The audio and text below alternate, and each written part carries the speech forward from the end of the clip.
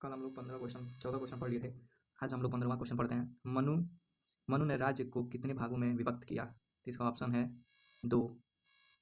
और ये चलते हैं हमारे 16वें प्रश्न पे। 16वां प्रश्न है, मनुस्मृति में शासन की सबसे छोटी इकाई कहलाती है? तो इसका आंसर है ग्राम। हम लोग चलते हैं 17वें प्रश्न पे। 17वें प्रश्न में दिया हुआ है, दंड ही राजा है, किसने कहा है? इसका भी ऑप्शन आपका ये होगा, मनु ने कहा है। हम चलते हैं 18वें प्रश्न पे। इसमें लिखा हुआ है, मनु के अनुसार कानून का सबसे महत्वपूर्ण स्रोत क्या है? तो इसका होगा ऑप्शन ए, वेद। चलते हैं 19वें प्रश्न पे। 19वां प्रश्न है, मनु के अनुसार न्यायाधीश होने चाहिए?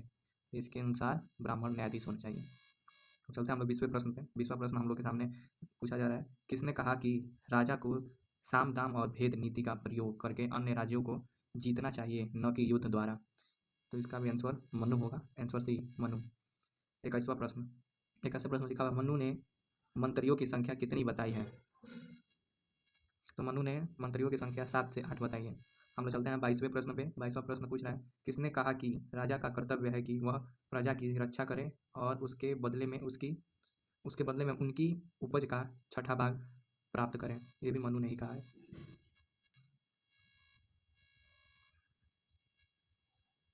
ये आपके सामने 23वां प्रश्न, मनु ने धर्म और राज्य को परस्पर माना है? एक ऑप्शन इसका है, एक दूसरे पर निर्भर।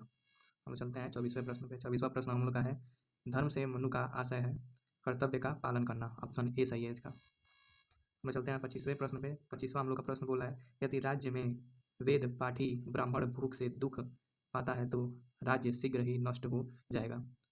शासक को यह चेतावनी किसने दी है? इसका आंसर होगा ऑप्शन सी, मनु ने। चलते हैं हम लोग 26वें प्रश्न पे। इसमें पूछा 26, आप लोग पढ़ लीजिए। मनु ने मंत्री पद के लिए किसे सर्वथा अयोग्य माना है? इसका आंसर है शूद्र को अयोग्य हमेशा मानते हैं हम लोग। ऑप्शन सी था।